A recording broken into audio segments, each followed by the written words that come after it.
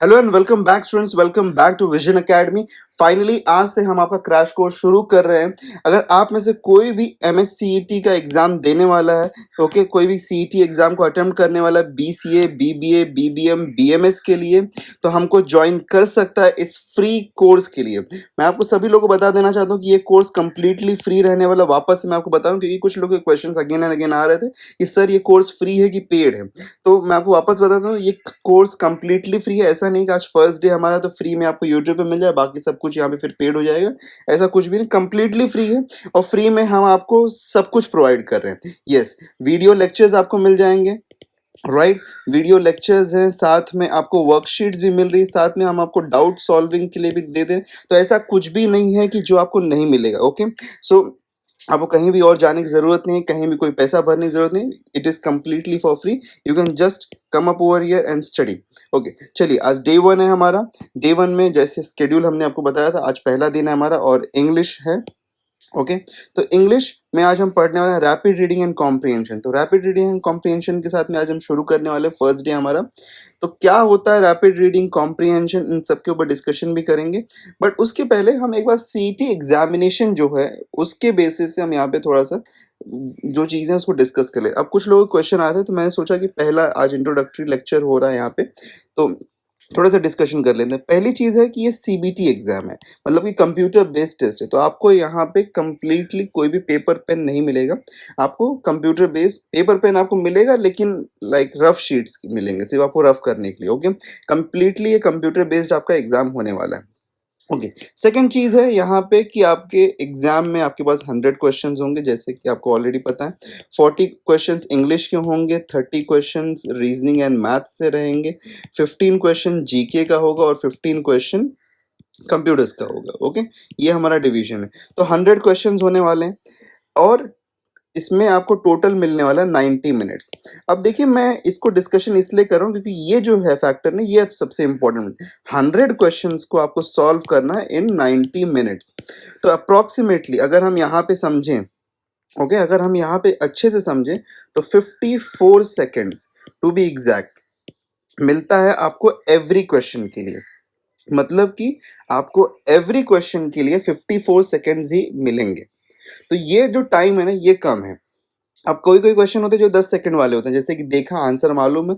For example GK का question जो होता है, उसमें देखा आपने कि who is the prime minister of India, पता है आपको नरेंद्र मोदी, टिक क्या निकल गए। ओके, वो 10 सेकंड 15 सेकंड मैक्सिमम लगता है उसमें जीके वाले। लेकिन जहाँ पे जैसे फॉर एग्जाम्पल ये जो सेक्शन है रीजनिंग एंड मैथ्स और इंग्लिश, इसमें ना टाइम लग जाता है।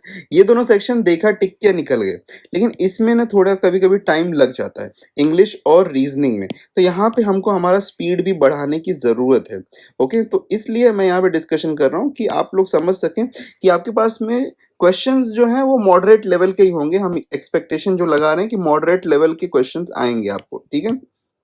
और जो भी आपके मतलब पेपर रहने वाला थोड़ा सा मतलब नॉर्मल ही रहने वाला, बहुत ज़्यादा डिफिकल्ट नहीं होने वाला। लेकिन टाइमिंग जो है ना बहुत इंपॉर्टेंट है। यहाँ पे टाइमिंग सिर्फ 1 मिनट मिल रहा है पर क्वेश्चन, लगभग 1 मिनट भी नहीं है, 54 सेकेंड्स ही है। तो टाइमिंग पे वर्कआउट करना पड़ेगा, स्पीड बढ़ानी पड़ेगी, ठीक है। अब स्पीड के हिसाब से अगर चलिए हम बात करते हैं। सबसे पहले स्पीड के बारे में, हम कैसे स्पीड बढ़ाएंगे इंग्लिश में, उसके ऊपर अभी हम थोड़ा टिप्स के बारे में बात करें। बट उसके पहले इंग्लिश का सिलेबस हम देख लेते हैं। देखिए, हम यहाँ पे 2 दिन हमने दिया है कॉम्प्रिहेंशन रीडिंग को, रीअरेंजमेंट है, उसके बाद में स्पेलिंग्स है, क्लोज टेस्ट है, synonyms, antonyms, idioms and phrases, one word substitution, sentence improvement, errors and singular plural. तो ये आपका कंप्लीट यहाँ पे सिलेबस होने वाला है। ओके, सो ये आपका कंप्लीट सिलेबस है जो कि हम कवर अप करना है, इसका टाइम टेबल है। और इन सब चीज़ों को ना आपको प्रिपेयर करने की ज़रूरत है। अब चलिए बात करते हैं इंग्लिश के ऊपर कि कैसे हम टाइमिंग के बारे में बात करें, कैसे आप टाइमिंग को यहाँ पे इंक्रीज कर सकते हैं। देखिए, सबसे पहले इंपॉर्टेंट चीज़ है स्टार्ट रीडिंग। ओके, कल से, अभी ये लेक्चर खत्म होने के बाद में आपको वर्कशीट मिल जाएगी, तो वर्कशीट तो आप मतलब सॉल्व कर सकते हैं, ठीक है। वर्कशीट सॉल्व करने वाला कल से। अब देखिए, लेक्चर तो हमारा 1 या 1.5 घंटे का मैक्सिमम हो रहा है। उसके बाद में आपको वर्कशीट दे देना है जिसमें आपको सॉल्व करने में चलिए 1 घंटा या कुछ टाइम लग गया, ठीक है। बट उसको भी टाइम लगा के सॉल्व करिएगा, जल्दी सॉल्व करने की कोशिश करिए तो जल्दी सॉल्व हो जाएगा, तो अच्छी बात है। लेकिन अब बाकी टाइम में क्या करें, बाकी टाइम में हम जैसे अभी इंग्लिश बताएं वैसे बाकी सब्जेक्ट्स के लिए बताएंगे। तो अभी सेल्फ स्टडी ना बहुत इंपॉर्टेंट है। तो सेल्फ स्टडी। अब देखो सेल्फ स्टडी यहाँ पे इंग्लिश में करने की ज़रूरत ये है कि आपको रीडिंग स्टार्ट करनी, एटलीस्ट ना 45 मिनट्स आपको डेली रीडिंग करनी है। ओके, एक दिन दो दिन नहीं, डेली रीडिंग करनी है जब तक कि आपका एग्जाम नहीं हो जाता। क्यों, मैं आपको बता देता हूँ। अब देखिए रीडिंग में अगर हम बात करें तो रीडिंग में आपको क्या पढ़ना चाहिए वो भी हम देख लेते हैं। आप टेक्स्ट बुक आपका अगर होगा तो उसको पढ़ सकते हैं, वापस से री रीड करिए। ओके, अगर आप उसके फैमिलियर हो गए हैं तो आप एडिटोरियल मतलब कि कोई भी मैगजीन वगैरह कहीं पे भी ले सकते हैं, या फिर एडिटोरियल्स आपको मिल जाते हैं वो आप पढ़ सकते हैं। न्यूज़पेपर रीडिंग कर सकते हैं, नहीं तो कोई भी अनदर नॉवेल बुक वगैरह आप ले सकते हैं, उसको लेके आप रीडिंग कर सकते हैं। ओके, तो आप कोई भी बुक कुछ भी लेके आप लेकिन रीडिंग करना इंपॉर्टेंट है। क्यों इंपॉर्टेंट है मैं आपको बता देता हूँ। अब देखिए यहाँ पे अभी हम जो देख रहे थे, जैसे for example spelling. Okay, spellings. अब स्पेलिंग्स मैं आपको सारी स्पेलिंग तो नहीं पढ़ा पाऊंगा ना, मैं आपको स्पेलिंग्स के ऊपर गाइड कर पाऊंगा, लेकिन आपको सारी की सारी स्पेलिंग्स में आपको आप सोचेंगे कि मैं आपको बता दूं तो ये थोड़ा सा मेरे लिए भी डिफिकल्ट है और किसी भी टीचर के लिए डिफिकल्ट होता है। तो स्पेलिंग्स मैं आपको पूरा नहीं बता पाऊंगा, लेकिन जब आप रीडिंग करेंगे तो रीडिंग करते वक्त आपको काफ़ी सारी स्पेलिंग्स दिखाई देंगी। और अगर आपके एग्जाम में कोई क्वेश्चन स्पेलिंग रिलेटेड आता है और आपने देखा होगा पॉसिबली वो स्पेलिंग, तो फिर आपके लिए वो ईज़ी हो सकता है।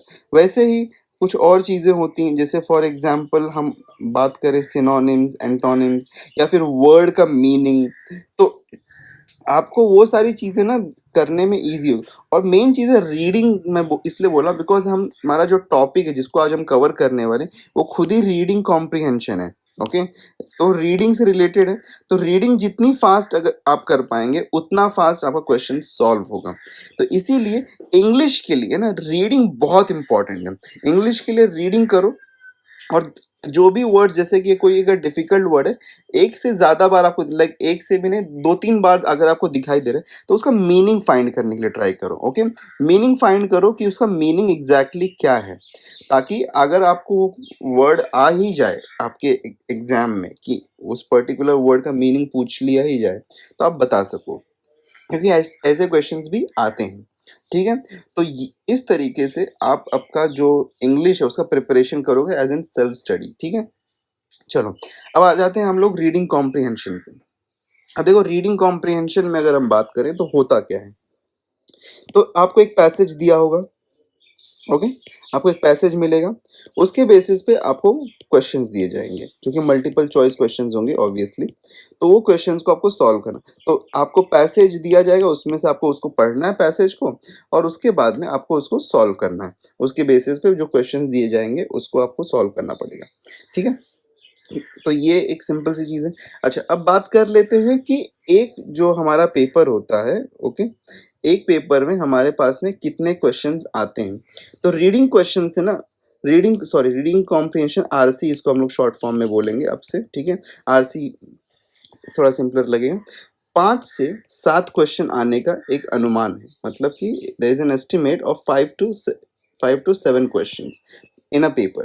तो 5 to 7 क्वेश्चंस मतलब कि 5 से 7 मार्क्स आपको मिल सकते हैं आरसी से, ओके, रीडिंग कॉम्प्रिहेंशन से।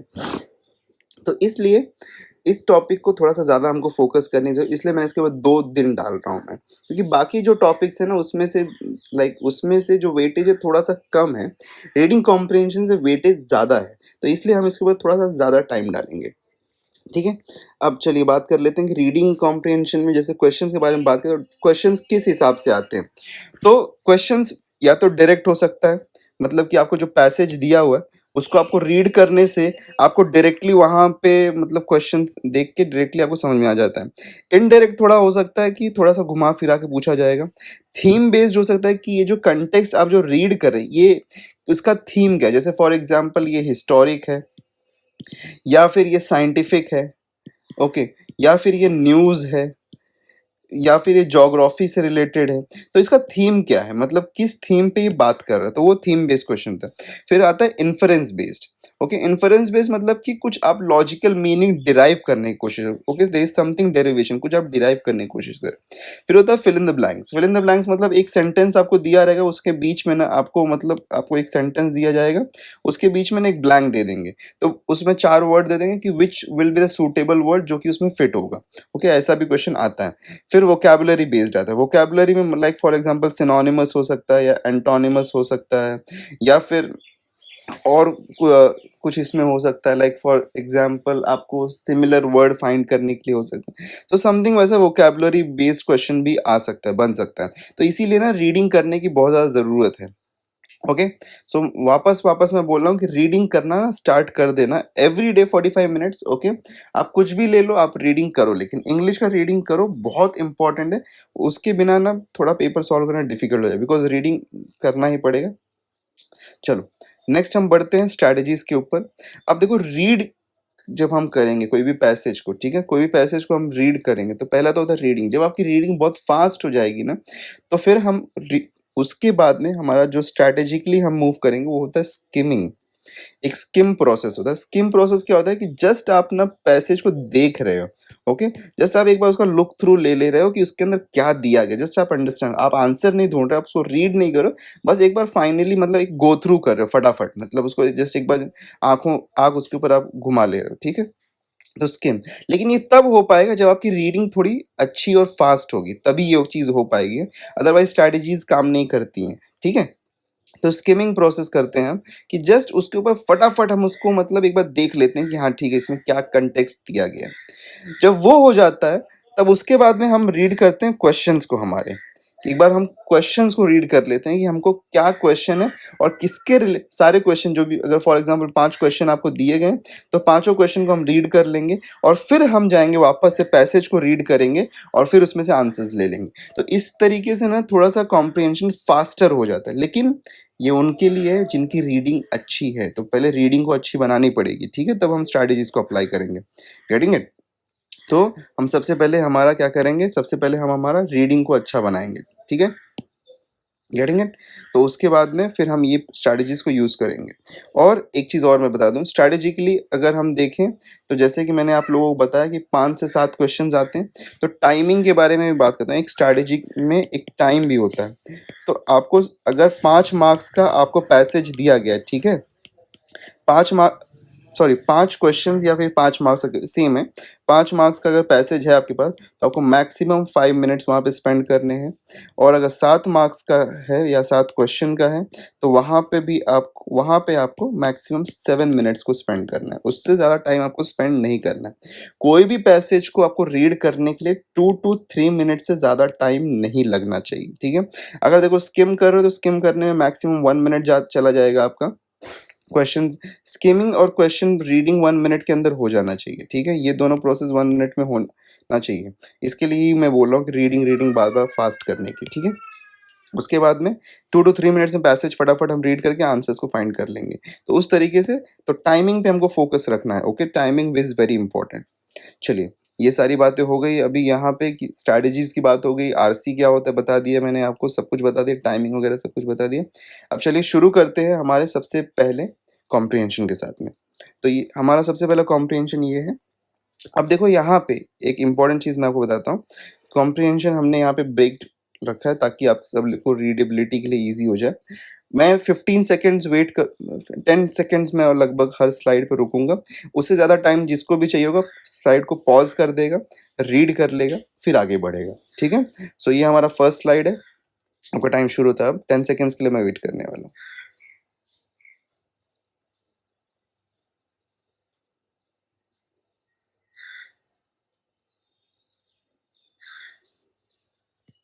ओके, ये हमारे पैसेज का सेकंड पार्ट है।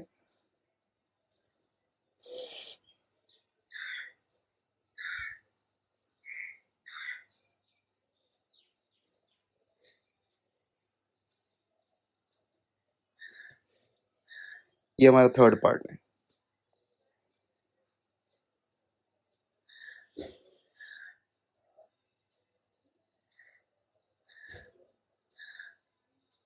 तो आई होप सो आप सभी लोगों ने पैसेज को रीड कर लिया होगा अच्छी तरीके से। अगर किसी को भी थोड़ा ज़्यादा फास्टर लगा, तो आप पॉज करके वीडियो को और पैसेज को रीड कर सकते हैं, ठीक है। चलिए बढ़ते हैं हमारे पहले क्वेश्चन की तरफ। तो ये हमारा सबसे पहला क्वेश्चन है। तो हमारा सबसे पहला क्वेश्चन है, साथ में हमने आपको यहाँ पे पैसेज भी दे दिया है हमारे लाइक साइड में, यहाँ पे आप देख सकते हैं कंप्लीट पैसेज भी है। और ये हमारा फर्स्ट क्वेश्चन है। तो फर्स्ट क्वेश्चन क्या पूछा जा रहा है, Shri Nehru was deeply attached to. तो नेहरू जी किससे अटैच थे वो हमको बताना है। यहाँ पे 4 ऑप्शंस आपको दिए गए डेमो, तो ये 4 ऑप्शंस में से अब सबसे पहले हमको यहाँ पे फाइंड करना। देखो अब हम ऑप्शन देखने के पीछे नहीं जाएँगे कि ऑप्शन में क्या दिया गया है। पहले हम ऑप्शन नहीं देखेंगे, ओके? पहले हम इस चीज़ को ढूँढने की कोशिश करेंगे। तो जैसे कि अगर आप लोगों ने यहाँ पे रीड किया होगा, तो हमको डायरेक्टली यहाँ पे दिखाई देता है, Jawaharlal Nehru has his deep attachment to democracy as a form of government and as a way of life. ठीक है? ये हमको पार्ट मिल रहा है यहाँ से। तो अब हम ऑप्शन में देखते हैं क्या इससे रिलेटेड हमको कुछ मिल रहा है कि नहीं मिल रहा है। ठीक है? ये डायरेक्ट क्वेश्चन है। ठीक है? इसका कोई भी इनडायरेक्ट यहाँ पे चीज़ नहीं है। ये क्वेश्चन एकदम डायरेक्ट है, मतलब पैसेज में आपके पास में इसका आंसर आपको डायरेक्ट मिलना चाहिए। ठीक है? Shri Nehru was deeply attached to, देखो क्या इसमें है, democracy as a form of government और एज़ अ, तो democracy as a way of life, as a way of life मिल रहा है, ये है। एक बार बाकी check, as a democracy of the western type नहीं, democracy democracy which emerges from नहीं, the Indian way of living नहीं। तो democracy as a way of life, option A जो यहाँ पे आपका है वो राइट ऑप्शन बन जाता है। Okay, getting it? चलो नेक्स्ट क्वेश्चन में बढ़ते हैं हमारा। What is the permanent trend in Indian life? ठीक है, permanent trend in Indian life ये है। अब इसमें हमको फाइंड करने की जरूरत है। देखो अब यहाँ पे 4 ऑप्शन दिए गए, respect to human personality, love for animals, worship to nature, hero worshipping. तो ये जो क्वेश्चन है ना, ये थोड़ा सा indirect kind of an question है। ये डायरेक्टली आपको नहीं मिलने वाला है यहाँ पे। ठीक है, आप जब पैसेज को रीड करोगे तो अब आपको यहाँ पे देखो परमानेंट इंडियन लाइफ, अब इंडियन लाइफ से रिलेटेड आपको यहाँ पे देखो यहाँ पे कीवर्ड्स भी हम कभी कभी यूज करते हैं। लाइक फॉर एग्जांपल यहाँ पे Indian life is an keyword. अब हमको ढूंढने की जरूरत है कि यहाँ पे इंडियन लाइफ कहाँ पे, तो इंडियन लाइफ देखो यहाँ पे दिखाई देता है, राइट? इंडियन लाइफ यहाँ पे दिख रहा है हमको, ये हमारा इंडियन लाइफ है। I have a particularly I have particularly in view that enduring strength in Indian life, which can be best described as the respect for human personality and the spirit of tolerance. देखो यहाँ पे क्या बोल रहा है, respect for human personality, respect for human personality match हो रहा है। We get the answer, option A is the right option over here.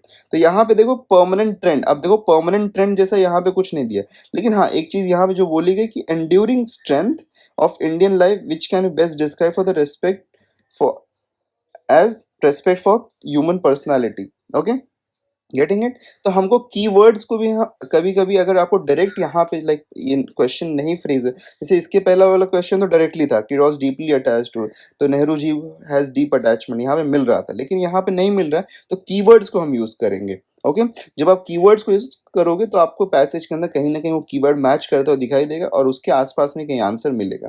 तो ये थोड़ा सा ना इनडायरेक्ट क्वेश्चन हो गया है। ठीक है, तो ऐसे भी क्वेश्चन आते हैं, जस्ट आपको बताने की कोशिश वो कर रहा हूं मैं यहाँ पे।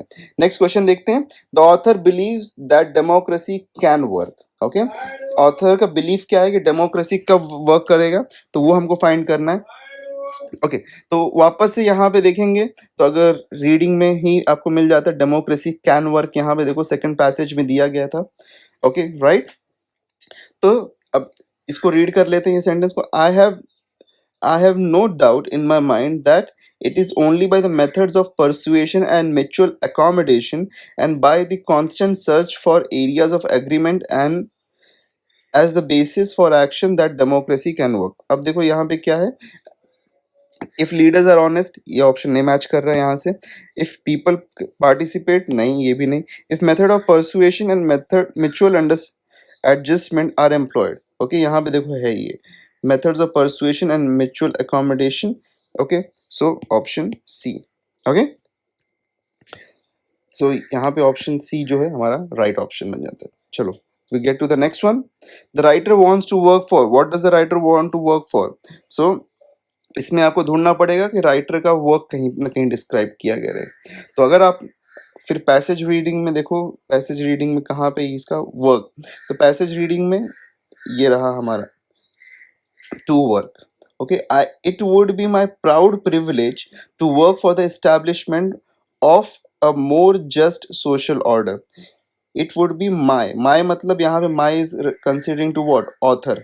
ओके, ऑथर यहाँ पे बोल रहे हैं। तो proud privilege to work for the establishment of more just social order, more just social order यहाँ पे बी ऑप्शन, तो B is the right option over here, right? Moving ahead to the fifth question. तो fifth question क्या है यहाँ पे, the writer thinks that. Okay, what does the writer think? Okay, now it is ये यहाँ पे थोड़ा सा क्वेश्चन जो है ना, ये थोड़ा सा इन्फ्रेंस वाला है अभी, राइट?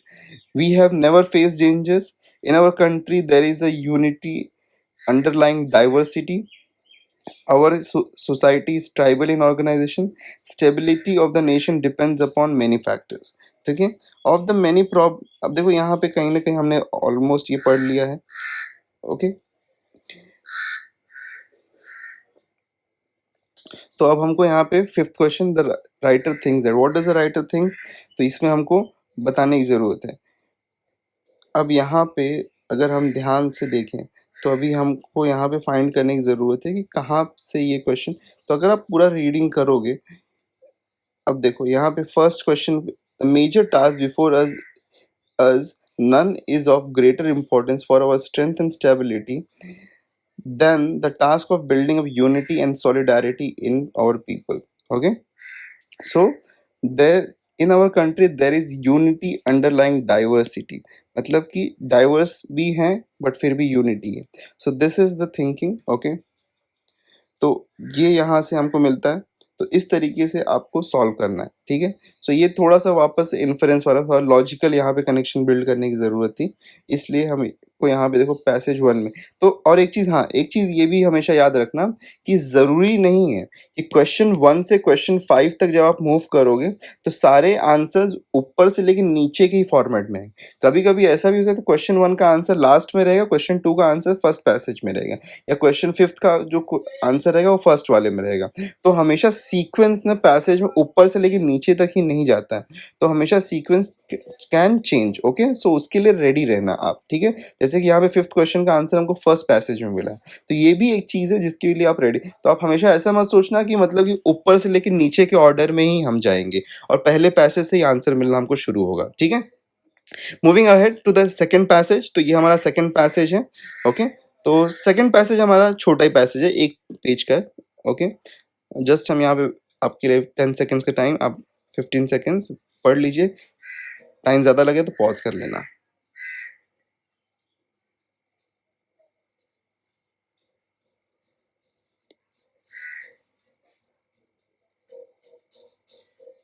ओके, चलो मूविंग अहेड। अब यहाँ पे हमारा ये पैसेज है, सिंपल पैसेज, छोटा पैसेज है। इतना छोटा पैसेज जब आता है ना तो ये समझो लकी ड्रॉ का आंसर है, ओके। इतना छोटा पैसेज आता नहीं, बट कभी कभी एग्जामिनेशंस में आ जाता है, ओके, बाय द वे, ठीक है। तो अभी देखो, अब ये पैसेज भी एक एग्जाम में आया था, अब एग्जैक्टली कोई तो एक एंट्रेंस एग्जाम ही था उसके अंदर आया था, काफी सिंपल सा पैसेज था। अब देखो इसमें फाइंड क्या करना है हमको, इंजीनियर्स इंडिया लिमिटेड इज, कौन से टाइप की कंपनी, तो engineers India limited a public sector undertaking was set up in 1965, it is leading design and engineering company in field of petroleum refineries. अच्छा देखो यहाँ तक जाने की जरूरत नहीं, देखो यहाँ पे हमको मिल रहा है ना समवेयर, तो a leading design and engineering company, it is a leading design and engineering company, so we get the option D as the answer. Option D यहाँ पे हमारा आंसर है, मार्क करेंगे निकल जाएंगे, ओके। तो ये वेरी सिंपल था यहाँ पे। चलिए नेक्स्ट क्वेश्चन की तरफ बढ़ते हैं।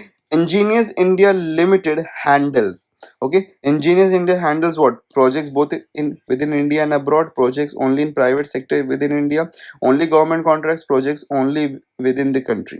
तो यहाँ पे हमको फाइंड करना है कि ये कहाँ पर, तो अगर हम रीड करें, if you go through it, okay, तो अगर हम इसमें रीड करते जाएं करते जाएं करते जाएं करते जाएं, ओके, देखो, it has credited over 4,000 assignments including 450 major projects.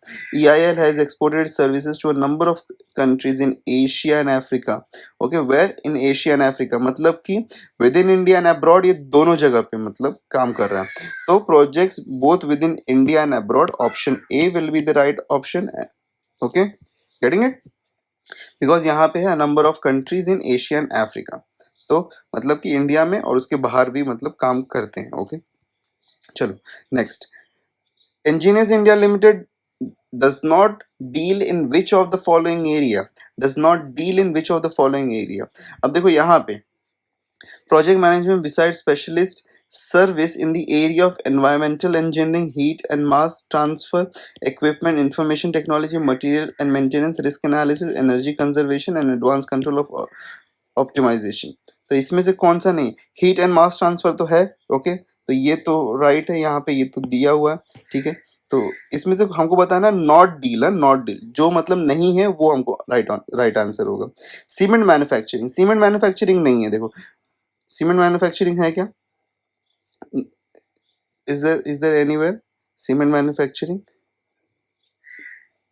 No, cement manufacturing नहीं है। Construction management, environment management, okay ये सब चीजें हैं यहाँ पे, एनवायरनमेंट मैनेजमेंट है, ओके। सो इसलिए यहाँ पे option B cement manufacturing will be the right answer, okay.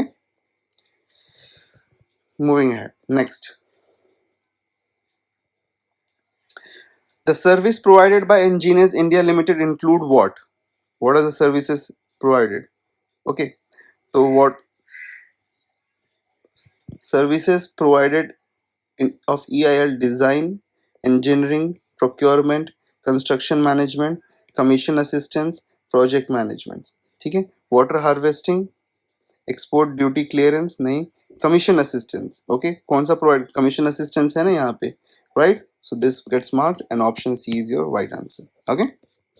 Getting it, clear with it, very simple. ये डायरेक्ट क्वेश्चन था, इसमें सारे क्वेश्चन जो थे सब डायरेक्ट ही बेस्ड थे, इसमें कोई भी इन्फरेंस बेस्ड या कोई भी ऐसा कुछ क्वेश्चन था ही नहीं, सारे क्वेश्चन यहाँ पे डायरेक्ट थे, राइट। तो आई होप सो यहाँ पे कोई भी आप लोगों को कोई भी प्रॉब्लम नहीं हुई होगी। ये सिंपल पैसेज था काफी, अगर ऐसा क्वेश्चन तो आप लोगों की लॉटरी है, ओके। चलिए बढ़ते हैं हम नेक्स्ट पैसेज की तरफ। अब देखो नेक्स्ट पैसेज हमारा है, उसमें वापस से हमारे पास में ये 3 स्लाइड्स में डिवाइडेड है, तो मैं हर एक स्लाइड के लिए 10 सेकंड्स वेट करूंगा, ज्यादा टाइम लगे तो वेट आप पॉज कर देना।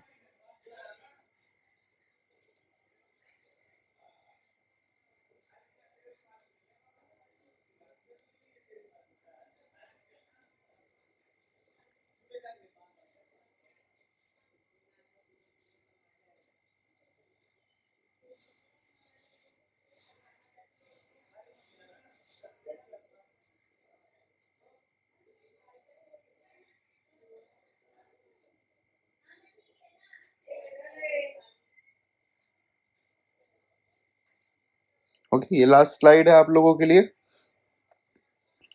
चलो क्विकली रीड करेंगे फटाफट। अब देखो एक चीज मैं आपको बता दूं, अब ये जो पैसेज है ना, ये पैसेज जब हम रीड कर रहे हैं तो यहाँ पे देखो फर्स्ट में हमारे पास में फर्स्ट पैराग्राफ में एक वर्ड जो कि हाईलाइट किया गया, पोटेंशियल। तो जब भी आपके पास में एक पैसेज आपको दिखाई देगा जहां पे कोई वर्ड हाईलाइटेड होगा, तो इसका मीनिंग है कि उस वर्ड से रिलेटेड एक क्वेश्चन आने वाला है पैसेज में, ठीक है। तो हाईलाइटेड वर्ड जब भी आपके पास में एक पैसेज में होता है तो उसका मीनिंग क्या होता है कि आपको उससे रिलेटेड एक क्वेश्चन आने वाला है आपके पैसेज में। तो चलिए अब यहाँ पे क्वेश्चन की तरफ बढ़ते हैं, थोड़ा सा डिस्कशन करते हैं क्वेश्चंस में। तो ये रहा हमारा पूरा पैसेज, हमारे राइट हैंड साइड पे पहला क्वेश्चन ये रहा, what does the passage mainly discuss. तो पैसेज मेनली यहाँ पे क्या डिस्कस कर रहा है वो हमको बताने की जरूरत है। Cardiology, diet and stress as factors in heart attacks, seasonal and temporal patterns of heart attacks, risk factors in heart attacks. तो यहाँ पे क्या है, अब देखो यहाँ पे ध्यान से पढ़ेंगे हम, अगर आप इसको पढ़ोगे, आपने पढ़ा होगा, तो पहले ही पैसेज में आपको क्या यहाँ पे मिल रहा है कि heart failure example appears to have seasonal and temporal patterns. तो ये क्या डिस्कस कर रहा है, ये एंटायर पैसेज जो है वो हार्ट अटैक से रिलेटेड यहाँ पे डिस्कशन चालू है। तो पहले पैसेज में हमको क्या मिल रहा है, तो यहाँ पे ऑप्शन सी जो आंसर है वो बन जाता है, ठीक है। Seasonal and temporal patterns of heart attacks के बारे में यहाँ पे कंप्लीट पैसेज डिस्कशन कर रहा है, ठीक है। तो ये डायरेक्ट वाला था। चलो नेक्स्ट बढ़ते हैं, देखो आ गया, the word potential could be best replace by which of the following. तो यहाँ पे जो पोटेंशियल, ये जो वर्ड था, मैंने आप लोगों को बोला था ना कि जब भी एक पैसेज होता है जहां पे कोई भी वर्ड हाईलाइटेड होता है तो उससे रिलेटेड कुछ ना कुछ क्वेश्चन आने वाला। अब यहाँ पे क्या रहा है कि बेस्ट रिप्लेस, मतलब कि बेस्ट इसको रिप्लेस किससे कर सकते हैं वो हमको यहाँ पे बताने की जरूरत है। तो अब यहाँ पे देखो कि ये पोटेंशियल वर्ड है, उसको किससे बेस्ट हम रिप्लेस कर सकते हैं। तो यहाँ पे हमको बेस्ट रिप्लेसमेंट मतलब कि सिनोनिमस ढूंढने की जरूरत है, ठीक है। हमको क्या ढूंढने की जरूरत, सिनोनिमस मतलब कि मीनिंगफुल वर्ड, ओके। तो हार्मफुल, अच्छा पहले एक बार सेंटेंस रीड कर लो। Researchers have become increasingly interested in identifying the potential risk factors that trigger heart attack. तो potential risk factor मतलब कि possible, तो यहाँ पे ऑप्शन बी जो होगा वो राइट आंसर बने, हार्मफुल नहीं, अननोन नहीं हो सकता, प्राइमरी भी नहीं हो सकता। ओके, पोटेंशियल मतलब कि पॉसिबली, तो यहाँ पे पोटेंशियल क्या मीन कर रहा है, पॉसिबल। ठीक है, तो ये वोकैबुलरी बेस्ड क्वेश्चन था जहाँ पे आपको वोकैबुलरी पूछा गया था। ओके, चलो नेक्स्ट बढ़ते हैं। According to the passage which of the following is not a possible cause of many heart attacks, मतलब कि अकॉर्डिंग टू द पैसेज कौन सा इसमें से पॉसिबल कॉज नहीं है। ओके, ऐसे भी क्वेश्चन आते हैं। अब चलो कॉजेस में यहाँ पे क्या, डिक्रीज ब्लड फ्लो। देखो यहाँ पे इनटू द सेकंड पैसेज हम देखेंगे, an early morning rise in the blood pressure, heart rate, concentration of heart stimulating hormones plus a reduction of blood flow to the heart may contribute to the higher incidence। अब देखो decrease blood flow in the heart, yes, तो यहाँ पे है reduction of blood flow in the heart, right, ये तो option है यहाँ पे, तो ये इन रॉन्ग नहीं हो सकता। Increase blood pressure, yes, rise in blood pressure यहाँ पे बात कर रहा है। ओके, तो ये भी ऑप्शन है, तो ये नहीं हो सकता। फिर और क्या है, राइज इन हार्ट रेट बोला है, यहाँ पे लोअर हार्ट रेट बोला, तो ये रॉन्ग बनता है यहाँ पे।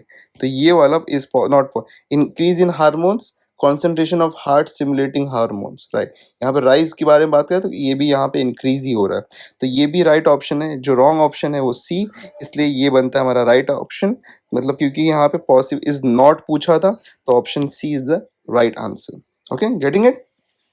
तो कभी कभी ऐसे भी क्वेश्चंस आते हैं, जैसे कि ऐसा क्वेश्चन हमने पिछले सेकंड वाले में भी हमने देखा था। ठीक है, राइट। चलो getting to the fourth one, which of the following is cited as a possible risk. ठीक है, which of the following is cited as a possible risk, तो उसके ऊपर हम देखेंगे। तो इसमें से किसको एक पॉसिबल रिस्क की तरफ माना गया है, तो यहाँ पे ओके रिस्क। अब देखो यहाँ पे getting married, rainy weather, eating fatty foods, driving fast, तो इसमें से किसको एक, इनटू द फर्स्ट पैसेज, देखो इसमें से पहले गेटिंग मैरिड तो कहीं भी नहीं आ रहा है हमारे पास, रेनी वेदर का भी डिस्कशन नहीं है, ड्राइविंग फास्ट का भी कोई डिस्कशन नहीं है, और हमको सबको पता है कि यही होना चाहिए। बस इसका आंसर कहाँ से, देखो यहाँ पे into the first paragraph, high fat diets. High fat diets मतलब कि fatty foods. Okay, fatty foods जो कि हम खाते हैं, तो यहाँ पे ऑप्शन सी राइट ऑप्शन बनता है, option C is the right one. Getting it clear. चलो moving ahead to the next one, which of the following does the passage infer, मतलब कि इनमें से कौन सी चीज को पैसेज लॉजिकली मतलब एक डायरेक्ट करना चाहता है। ओके, सो पूरे पैसेज का डायरेक्शन किस तरफ है, क्या मीन करना चाहता है ये passage. We now fully understand how the risk factors trigger heart attacks. We do not fully understand how the risk factors trigger heart attacks. We do not We have not identified risk factors associated with the heart attacks. We have recently begun to study how risk factors work. Okay, तो इसमें से कौन सा option right होगा। देखो अगर आप पूरा पैसेज आप पहले तो आपने रीड किया होगा, ठीक है, तो यहाँ पे अगर हम लास्ट पैसेज में आते हैं, तो लास्ट पैसेज में तो यहाँ पे एक स्टेटमेंट है, दो stress is thought to be linked in some way to all of the aforementioned risk factors, intense research continues in the hope of future comprehending why and how heart failure is triggered. Okay, so पूरे passage में देखो we now fully understand ऐसा नहीं कहा गया है। Okay, तो यहाँ पे क्योंकि research continues in the hope of future comprehending, मतलब कि और भी एनहांसमेंट होना बाकी है, तो दैट मीन्स ये तो हम नहीं अंडरस्टैंड कर रहे हैं। ठीक है, so we are not fully understanding this, ये कैंसिल हो जाता है यहाँ से। We do we do not fully understand how the risk factors trigger heart attacks, ये यहाँ पे ऑप्शन राइट बनता है। चलो उसके पहले बाकी को भी रॉन्ग है कि नहीं वो भी चेक कर लेते हैं। We have not identified risk factor, ऐसा नहीं हमने risk factor identify, risk factors को हमने आइडेंटिफाइड किया है। ओके, तो रिस्क फैक्टर्स आइडेंटिफाई हुआ है लेकिन सारे नहीं हुए, तो ये भी रॉन्ग बनता है। We have recently began to study how risk factors work, ऐसा नहीं है। Okay, it has been long time, तो यहाँ पे देखेंगे, so cardiologists first observed this morning phenomena in the mid 1980 बोला गया है, तो ये भी रॉन्ग बनता है, तो option B is the right one. So यहाँ पे ऑप्शन बी जो है वो हमारा राइट ऑप्शन है। Right, getting it. तो ये इन्फरेंस बेस्ड था, मतलब कि मीनिंग डिराइव करना था, कुछ लॉजिकल मीनिंग को। तो इस चीज के लिए आपको यहाँ पे लाइक पूरा पैसेज को रीड करने के लिए इसलिए अच्छे से जरूरत है। चलो, what could be the suitable title of the passage. अब पैसेज का सुटेबल टाइटल क्या हो सकता है? Heart disease in USA. Is it talking only about USA? No, it is not talking only about USA. ठीक है, तो सिर्फ USA. Causes of heart attack, stress, risk of heart attack in humans. So mostly what it is all about talking about. तो यहाँ पे हमने जैसे कि देखो लास्ट पैसेज में था कि लास्ट क्वेश्चन में था, we do not fully understand how the risk factors. तो we are talking about the risk factors, right? कि इसमें risk factors कैसे, मतलब चीजें यहाँ पे, तो यहाँ पे मोस्ट सूटेबल टाइटल जो होना चाहिए इस पैसेज का वो बी ऑप्शन होना चाहिए। वैसे देखो ये जो क्वेश्चन है ये थोड़ा सा ना डिपेंड करता है कि different person to person, but अगर हम यहाँ पे लॉजिकली मतलब थोड़ा सा चीज़ों को यहाँ पे एनालाइज करेंगे सही तरीके से, तो option B becomes the right option over here. तो इसलिए यहाँ पे option B will be the right, the most suitable हमको यहाँ पे बताना है। तो cause of heart attack, because we are all discussing about कि कैसे यहाँ पे हार्ट अटैक्स ट्रिगर करते हैं। ठीक है, which word can be the most opposite word for unlikely. Okay, यहाँ पे हमको मोस्ट अपोजिट वर्ड बताना है। ओके, तो ध्यान रखना बहुत बार क्या हो जाता है कि हम लोग मोस्ट अपोजिट के चक्कर में हम लोग यहाँ पे ले लेते हैं कि मोस्ट जो भी हमारे पास में लाइक अपोजिट की जगह पे हम यहाँ पे सिनोनिम ले लेते हैं। ओके, तो अनलाइकली, अनलाइकली मतलब कि जो एक्सपेक्ट नहीं कर रहे हैं हम, वो चीज़ हमको चाहिए। ठीक है, तो इसमें से कौन सा वर्ड हो सकता है, तो हमको यहाँ पे बताने की ज़रूरत है अनलाइकली का अपोजिट वर्ड क्या हो सकता है। So what it can be, देखो ससेप्टेबल, इसका मीनिंग होता है कि इजीली इन्फ्लुएंस। अब देखो एक चीज़ और, हाँ गलती होती है हमसे, हाँ एक गलती जो हम करते हैं, अनलाइकली वर्ड को ना जैसे ही पूछते हैं most opposite word of unlikely, तो हम ढूंढना शुरू कर देते हैं कि पैसेज में कहाँ है। पैसेज में हो भी सकता है, पैसेज में नहीं भी हो सकता है। ठीक है, तो अपना टाइम वेस्ट मत करो उस चीज़ के पीछे कि पैसेज में ढूंढे, पैसेज में कहीं से मिलेगा। देखो अपोजिट पूछ रहा है, अगर अपोजिट पूछ रहा है तो पैसेज में होगा भी अगर ये वर्ड, तो उसका अपोजिट बाहर से आएगा। और अगर ये वर्ड पैसेज में नहीं है और बाकी सारे वर्ड्स जो पैसेज में हैं, तो भी हमको मतलब यहाँ पे मीनिंग ही डिराइव करने की जरूरत है, बाकी जो यहाँ पे ऑप्शन में वर्ड्स हैं। तो इसीलिए पैसेज में जाकर रीड करके वो वर्ड को ढूंढने की कोशिश बिल्कुल मत करो, आपका टाइम वेस्ट होगा वहाँ पे। ओके, तो चलो अब यहाँ पे हम मीनिंग देखते हैं। ससेप्टेबल का मीनिंग होता है कि लाइक इजिली इन्फ्लुएंस, या मतलब कोई चीज़ को कोई इफेक्ट कर सके। ठीक है, सिमुलेटिंग, सिमुलेटिंग का मीनिंग होता है कि एक्साइटिंग। ओके, चलो यहाँ पे हमारी थोड़ी वोकैबुलरी भी बन रही है एक्चुअली, अब पढ़ ही रहे हैं, तो एक्साइटिंग या इंटरेस्टिंग अगर कोई चीज़ है तो उसको हम बोलते हैं सिमुलेटिंग। फिर इम्प्लीकेटेड, इम्प्लीकेटेड का मतलब होता है कि समथिंग अनप्लेजेंट, मतलब कि कुछ अच्छा नहीं है। ओके, तो समथिंग अनप्लेजेंट जब होता है तो उसको हम बोलते हैं इम्प्लीकेटेड। ओके, और अफोर मेंशन का मतलब होता है कि कहीं पे पहले ही मेंशन किया गया था। Okay, mention before.